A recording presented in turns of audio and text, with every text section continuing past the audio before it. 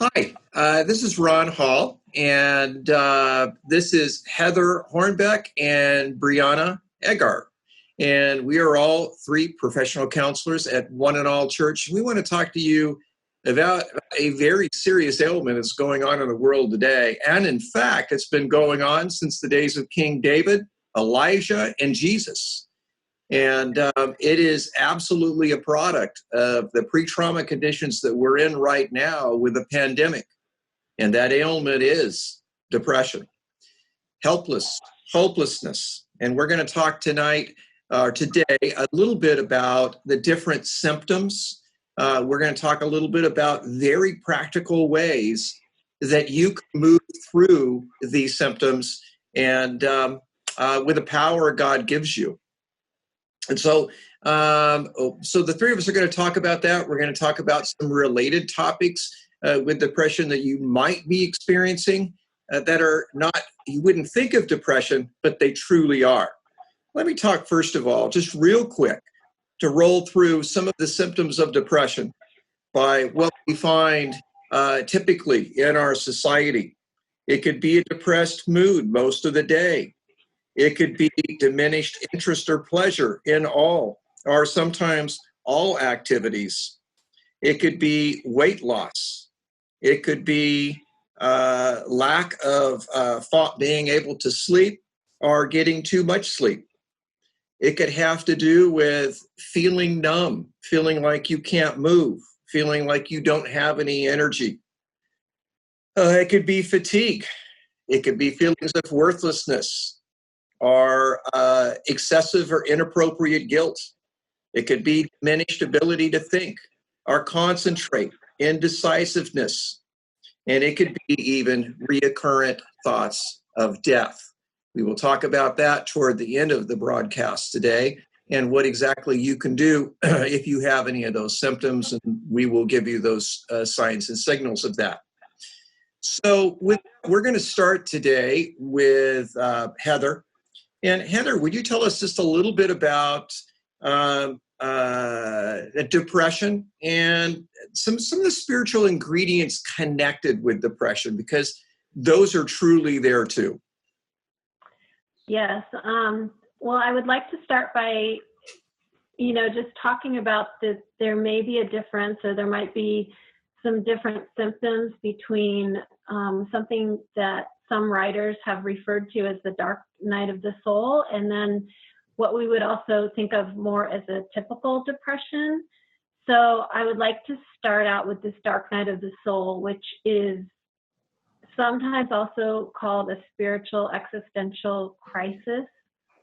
I know those are kind of theoretical words, so I'd love to just kind of get into what that means. But it's like a grappling or an inner angst that some people might have from living in a broken world. We live in a world that's marred by sin and hurt and brokenness and pain and loss. And there's some people that have described kind of a process that you have to go through to kind of come to terms with that, come to a place of peace with that. And it feels really difficult. Like the valley of the shadow of death is what a lot of people describe that as. We live in this continuum between great joy and great sorrow, and that just is really hard to sometimes bring together and kind of come to terms with that. So there's been a lot of people, if you've ever had that, you're in good company. There's been a lot of people who have described that and experienced that. I know specifically Henry Nouwen has written about it. Mother Teresa, Charles Spurgeon, and Beethoven have all described a situation like that. And that's just a few. There's been a lot.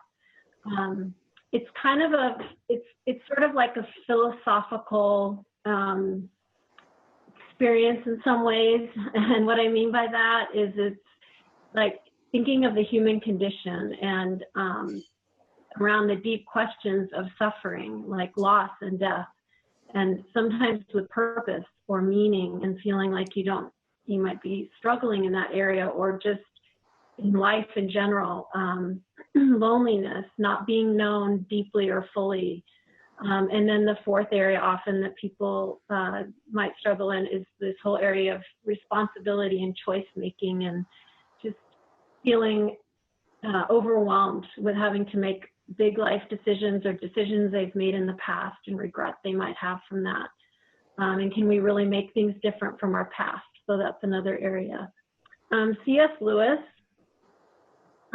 he talked a lot about deep longings and how some of this taps into our longings being human. And in perfection, before sin, our longings really were for perfection, and they were met fully in the Garden of Eden. And so some of this may just be that lingering of like a longing for perfection and longing for things to all be made right. And yet we're kind of living in between.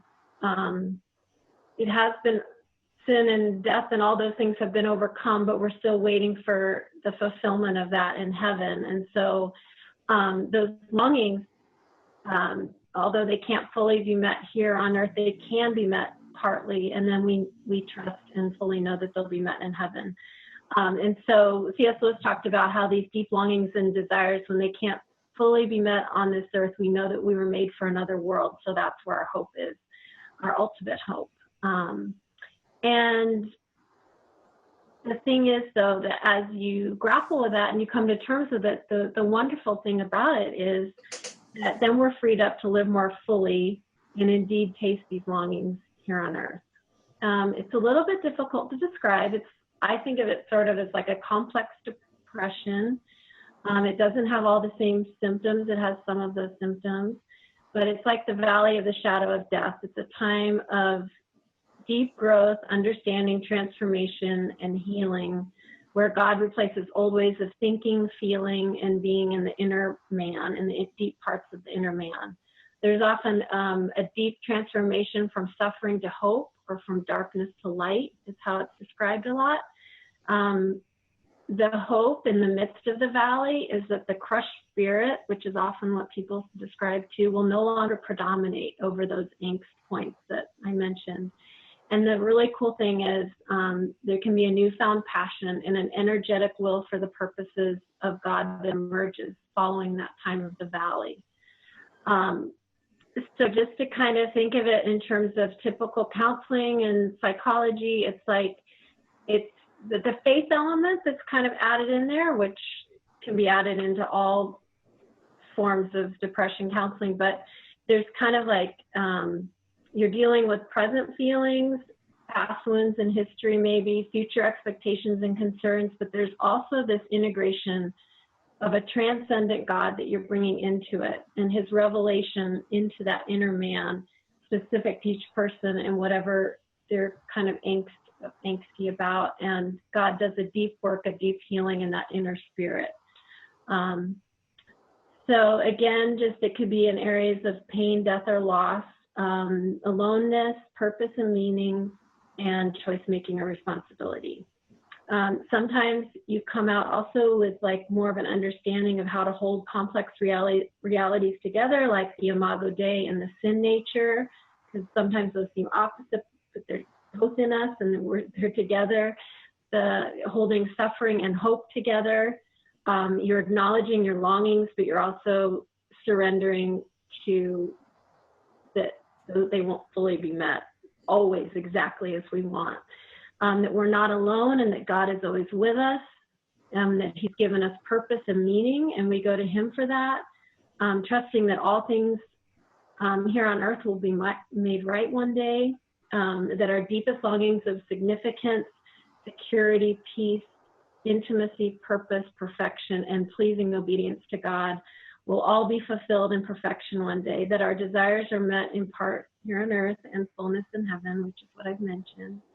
And that through that, we get to a greater place of understanding and joy and the gratitude of the cross and his deep love for us. And that deep love and the gospel truths permeate all the way into the deepest parts of our being, and that they're tangible and experiential in a way that they maybe weren't before it. So it actually ends up being a really wonderful experience in the end, even though it seems very difficult at the time. I'm going to contrast that a little bit with typical depression. And again, depression in general can also involve many parts of our humanity. There can be physical symptoms, emotional symptoms, mind and will aspects. And so you can think about all those different parts of our humanity and how each part is involved. For most people, feelings of sadness, misery, depression are caused by adverse circumstances such as the loss of a loved one, frustration due to blocked goals, or relational hurts or rejection. And sometimes it's just a normal process that you move through and you kind of come through, and sometimes you kind of get stuck there. And when you get stuck is when it can get really hard, especially. So some things to think about is some research has shown that you can kind of have childhood events, you can have secret pain, you can have repressed anger or guilt, or there may even be a physical origin like hormones or brain chemistry or environment like the season or climate. There's usually no simple solutions when facing the complexity of life in this world. So if it feels complex to you, don't feel badly. That's pretty typical, and it is a complex thing. So I love what Tim Keller has said. He has a quote, and it says, "Wisdom is competence with the complex realities of life." And so he really talks a lot about, he values that search of the inner man. And I think a lot of people think maybe that's too self-focused, but it's really that self-awareness and that deep journey into the inner man is really so that as we heal, we can then give more of our true self, how God created us, to others. So it's always to God and to others in the end. And God loves to heal us. So research also indicates that we may be more prone to depression, especially for people that may have lower self-esteem at times, or feelings of rejection or loss from parents, negative beliefs or habits that may have been habitual or normative ways of thinking in your family of origin about life, relationships, self, or even God, especially negative thinking. The loss of a parent when you're young through death or divorce, early loss of any kind really often leads to later loss vulnerability. So it could just be harder, which makes sense.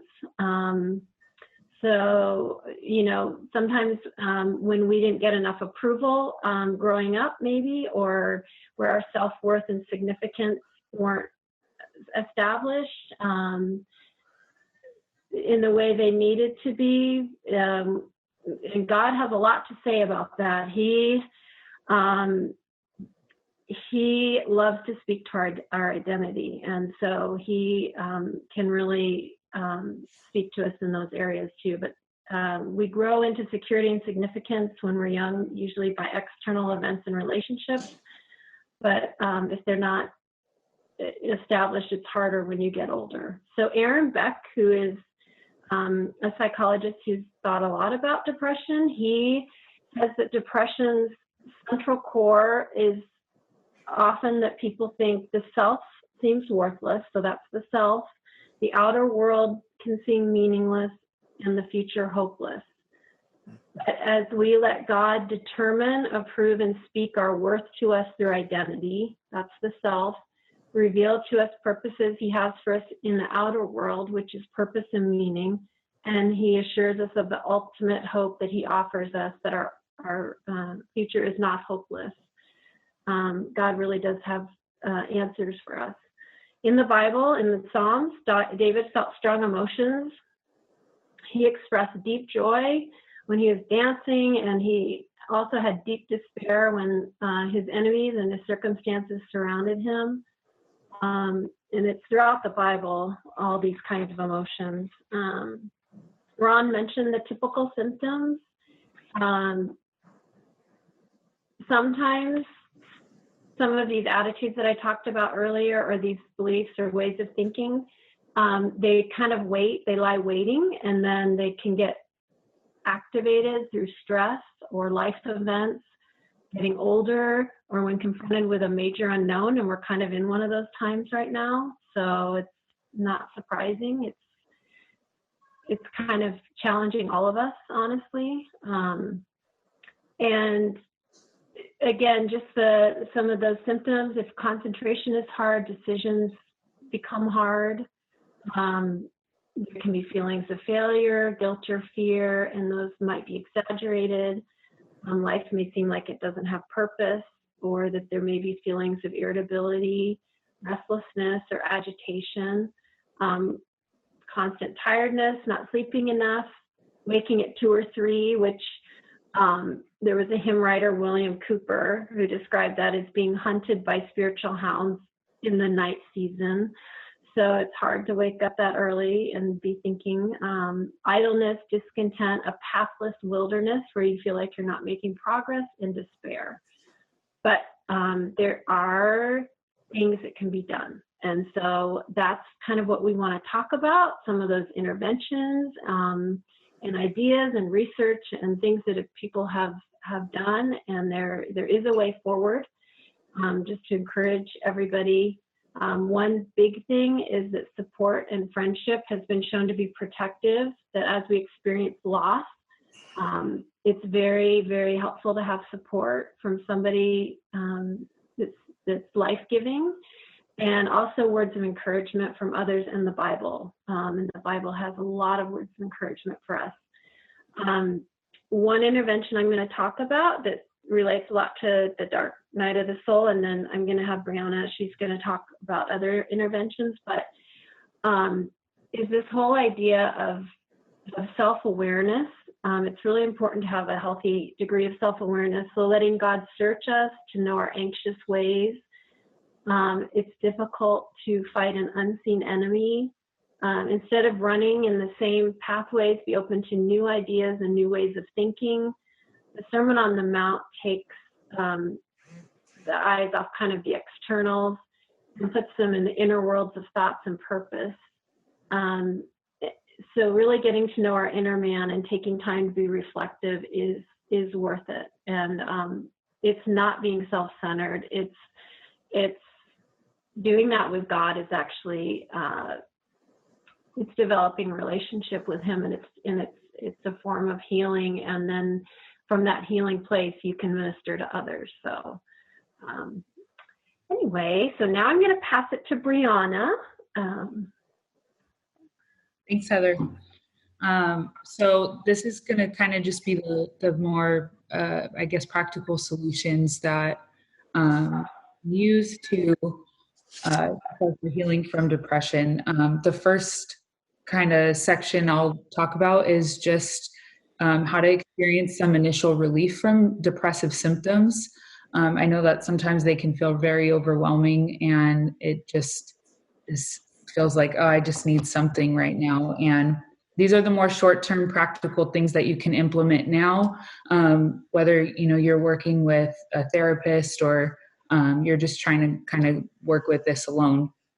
But these will help lighten the burden and just start taking those steps to begin healing from depression. Some tools that can help manage symptoms, the spiritual disciplines, those are obviously the go-to, read, pray, worship. There's truth in the Word, and it's a great place just to experience the truth of God, be able to wash over you and provide that peace and comfort that you need. Lowering stress. Heather talked about this, just how stress can sometimes increase the symptoms of depression. So finding those areas in your life that feel overwhelming or feel stressful. You could be experiencing symptoms of burnout that can kind of play with depression a little bit. If there's just a lot on your plate and you're overwhelmed, try to lower some of the stress. Do things you enjoy. Take more breaks if you can. Play with your schedule a little bit. If your schedule is just bombarded, I know here in California, everyone loves to pack things in. So if it's, altering your schedule a little bit just to lower your stress, small daily changes can really make a big difference in the long term. And Also increasing self-care. This kind of goes with what Heather was mentioning about just getting to know yourself and just becoming more in tune with what it is that you need to take care of yourself. Healthy eating, exercise, that's also a good stress reliever. Getting enough sleep. I know with depression, sometimes your sleep can big time be altered if you're sleeping too much or sleeping too little. And just finding those little things you can do that can improve your sleep can make a big difference as well. And just take time for yourself. It's not selfish, but it can feel like it sometimes, where there's a lot of things that are calling for your attention, but taking that time for yourself where your cup's also getting filled so you're able to pour out in your life is important. Connect with supportive people, your friends, family, your church family, that can be there for you, can be supportive through anything that you're going through. God gave us people, we have our vertical relationship with him, but that horizontal relationship with the people around us is just as important. And he gave people for us to do this life together. And obviously Christian therapists. So come to our ministry at the Care and Support Ministry. I hope I got the new word right. But we're here to help you and just kind of walk with you through whatever it is that you're going through. There's a psychological aspect to depression as well. Heather mentioned this, but talking with your doctor, there are medication options. I know that's not for everybody, and I'm going to be respectful of that, but it's there to help. And talk with your doctor. There could be things going on hormonally. There's issues with thyroid. 20% of people who have depression is from issues with their thyroid or hormones or certain nutrient deficiencies that can be underlying causes as well. So bringing, more care and more people on your team can really benefit. So those are some brief tools that you can implement now, just to kind of work with some of the symptoms that you might be experiencing. On the second part, there's kind of a longer prescription, I guess, for transforming some of your depressive symptoms. And this is Dr. John Townsend, who's a Christian psychologist, and he talks about 3 major ingredients that are needed to change or to grow and experience these different changes in life. And that's grace, truth, and time. And grace it's that experience that God and people are there for you, that they can comfort you through what you're going through. They can be in the pit with you when you're going through something rough. How this might look with depression, just taking the symptom of just sadness and low mood, or even what Heather was talking about with the dark night of the soul, is that sometimes it can be loss. And that loss can be grief that becomes stuck and can just trigger a lot of the shame and guilt that you can't move past forward, or past the symptoms. And it can feel very persistent in that it's not going to end. But grace would look like the comfort of the people around you, your supportive community, and the grace of God that can help you move forward and grieve the losses and move from that stuck place and getting some forward momentum and healing from this. And then another key ingredient is truth. Truth is reality. It's God's word. And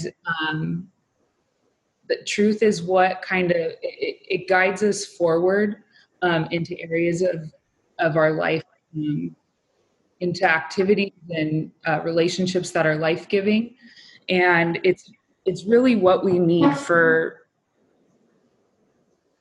just getting the direction that we need to move forward and experiencing that freedom, especially in those places where it feels stuck. Truth is that light that can really guide you forward.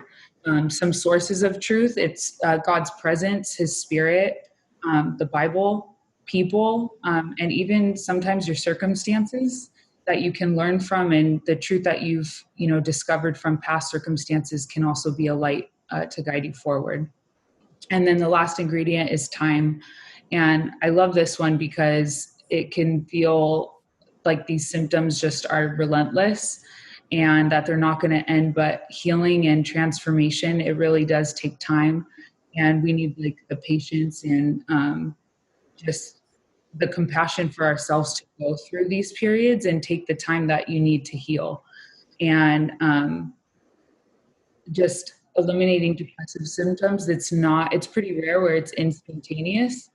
But having that awareness and grace for yourself to go through that and take the time that you need. And with all the principles kind of before, with grace and truth, and supportive people, and just more awareness of the symptoms of depression over time, that's where that relief of the symptoms come into play.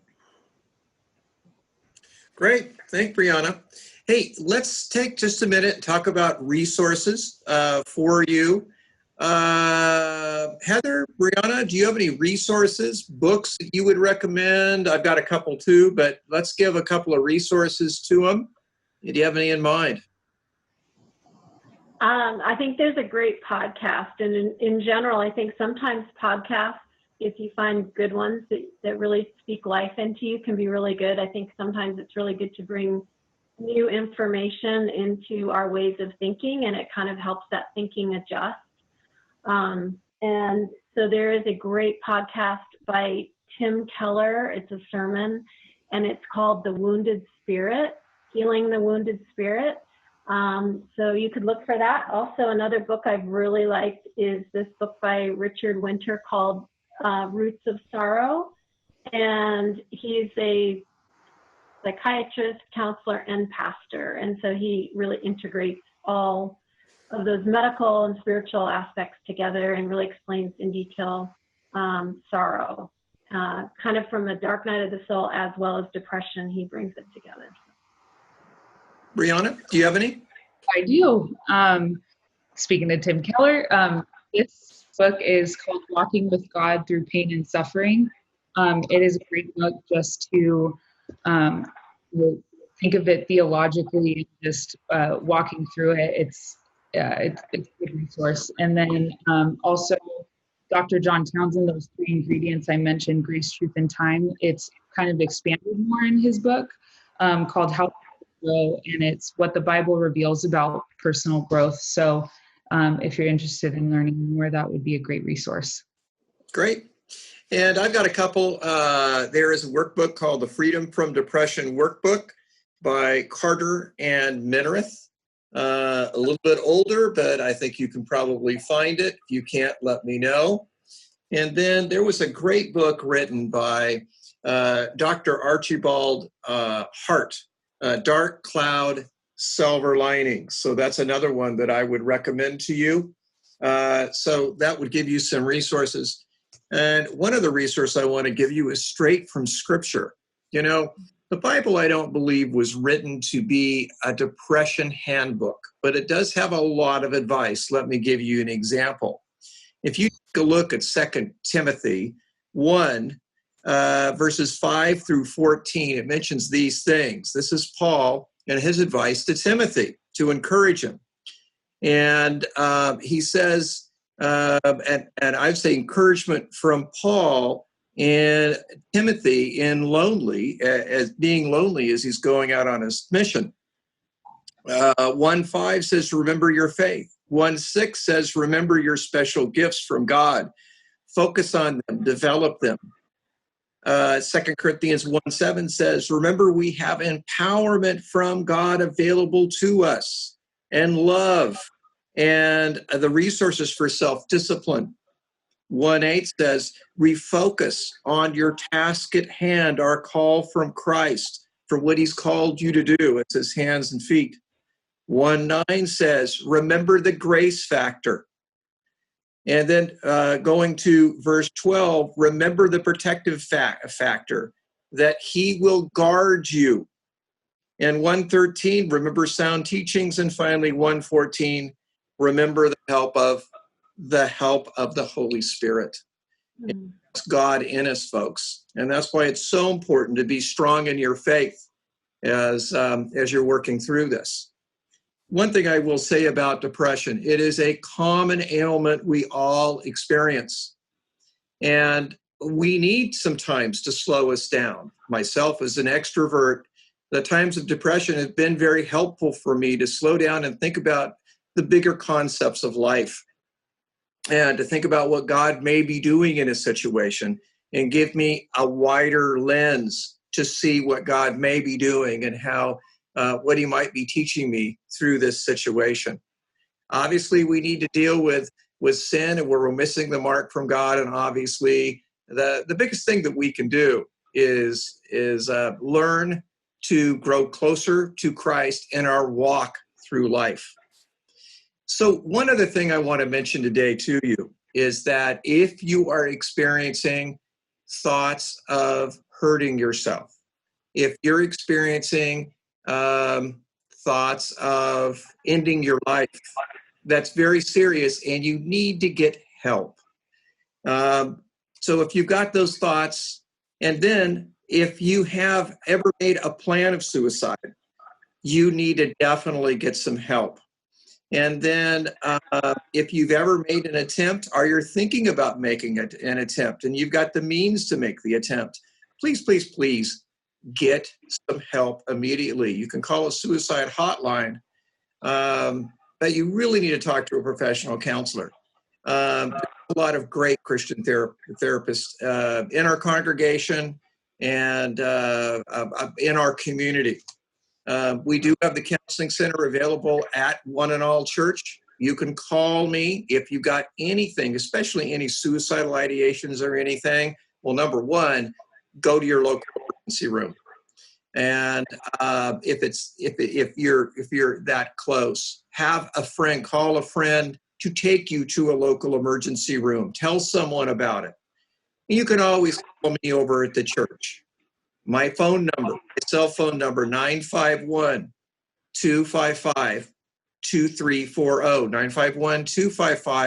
951-255-2340.